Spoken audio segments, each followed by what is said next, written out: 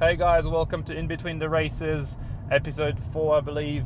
I am currently crossing the border between Switzerland and Italy to head to Canada for the Enduro World Cup.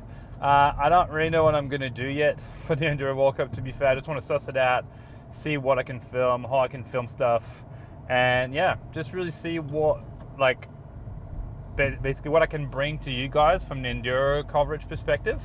So we shall see. Before that, a little recap on the race just past Lenzerheide. Lenzerheide was, oh man, it was just so fast. Like, the track is basically one line and riders just had to go as hard as possible. The margin was super tight. I mean, like, finishing 2 seconds back, meaning you were like not even in the top 20 anymore. Like, that was kind of mad. So in order to win that one, you had to be absolutely full commitment and not make mistake, which is really hard when you got that kind of speed. For the men, Finals is definitely on the roll. Like, not having a win for like a couple years and having two back to back, the man is just like so confident and is riding so well. So I wouldn't be surprised if we saw more wins from Finn this season. Jackson picked it back a little. Like, he wouldn't be happy with fourth, obviously, because he wants to win. But seeing him on the close to the podium again was quite like the change compared to the last few races where he completely fumbled, especially considering that he had a pretty solid crash in a training and qualifying, I believe, like both of those. So yeah, like Jackson coming back is pretty sick. Some big names didn't qualify, like Andy Cole, still fought for Andy Cole, but I think it's going to click one day and he's going to get a couple in the bag, that's for sure. Okay guys, I'm risking my livelihood on a $20 Amazon suction cup.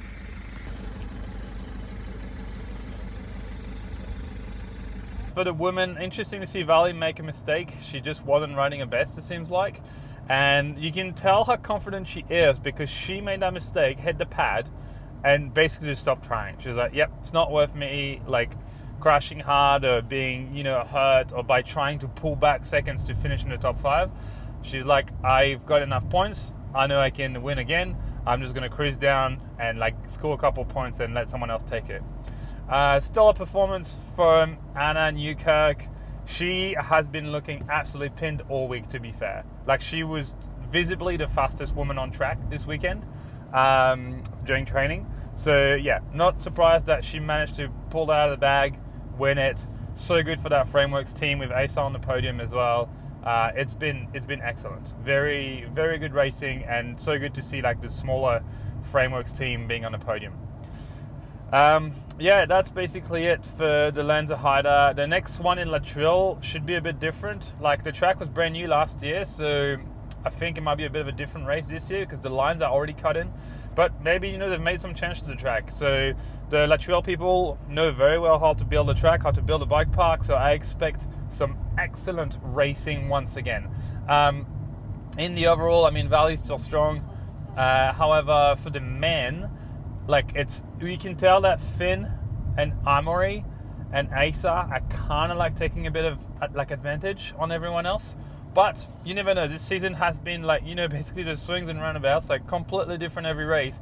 So we might have a completely different podium in La Thuile, and then it'll be all in shambles again. Maybe Benoit will be a bit more lucky, not flat straight off. There's many possibilities for the next La Thuile weekend. I would say from a landscape point of view, the Dolomites are probably my favorite place in the world. And I've been to a few places. So make yourself a favor and head to the Dolomites whenever you get the chance. You won't regret it. I would say the best thing about Enduro is definitely the way we move around with the camera bags. So in downhill, it's basically walking up and down the track all day, not really moving that much and waiting for the riders to come down. In Enduro, you get to like actually ride sometimes in between, the stages. So it's actually pretty sick. Even if I ride with a heavy camera bag, it's still better than not riding. So I would say that's definitely the best part of the job.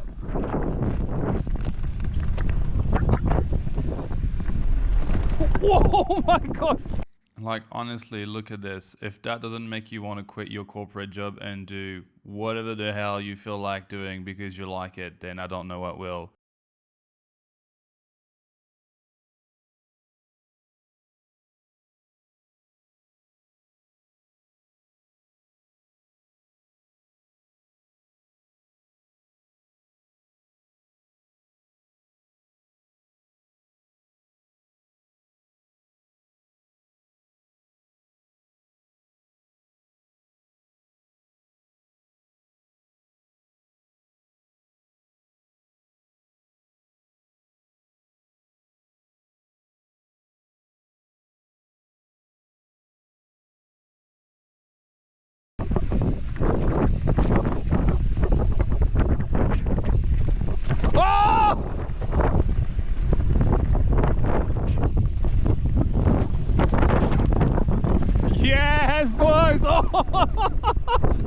Oh, so good!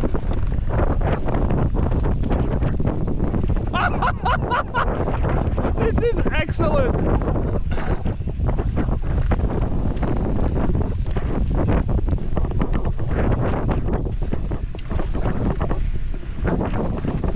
Whoa!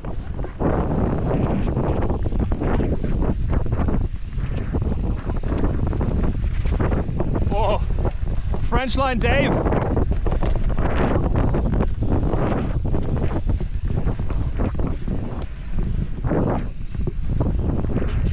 This is slick, brother.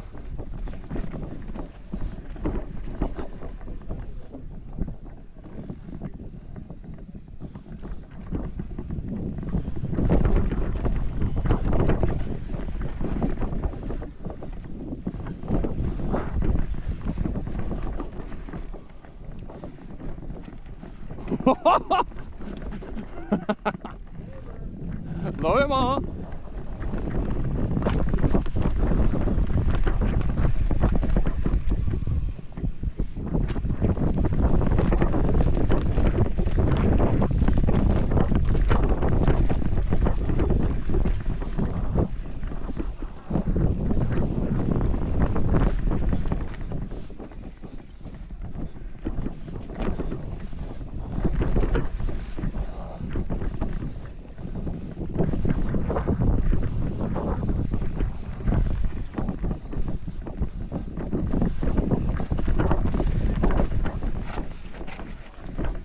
Oh, that's nice.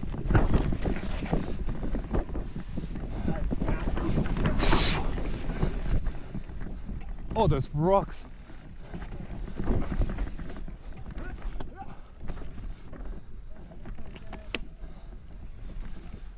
Oh.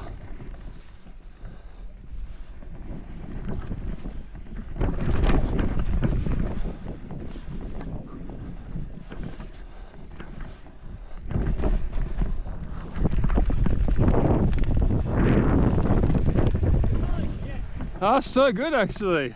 So sometimes you just go get down the road. Sometimes you actually have to ride real proper trails, and it's not always super easy with the heavy backpack. I had a massive crash on day 2 of trainings, and lucky enough, no problems, but I did get reminded of not being a hero and you know, trying to ride well with a camera backpack on, and mostly because of peer pressure. There was so many people around. I was like, I gotta send it.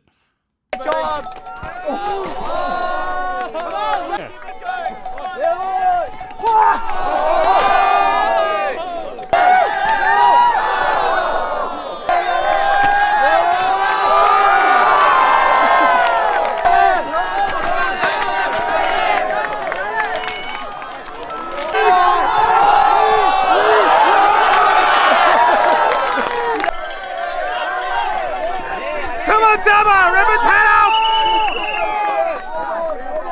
Get it, boy! Just thought I'd give a quick rundown of the EDR that just happened in Canada as far as like I've seen it. Very cool event, I guess. For brands, it's maybe even more worth it to be on site because you actually have people riding. So there's all the like pro riders and whatever. But then you also get all the amateurs that are racing. So from like a product test perspective, you know, people watching a product, you actually have riders there that are like likely to test your product and kind of have a look and try it out. So that's pretty cool. I thought the atmosphere was pretty sick. It's obviously not like that impressive from like a spectating point of view. Like on the last stage, it was maybe like, I don't even know, like a couple hundred people there, which, you know, it's a bit underwhelming, I'd say, if you like compare it to like downhill or something.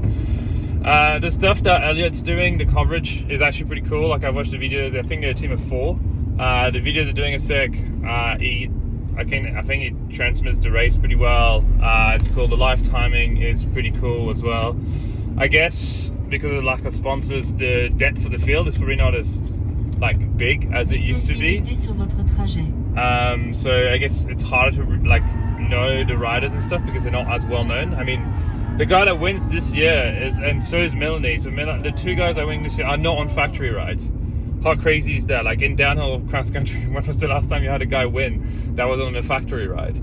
They're like, yeah, which is kind of crazy. And I think maybe from like a communication perspective, the way I see it, to me, Enduro is kind of like about the travel and the riding and the like cool places you go to. So I think I see more value from like a, I guess, image standpoint to do stuff for brands like maybe the Trans Madeira or, you know, Trans NZ, all this Trans race, which are in like really cool, really remote places.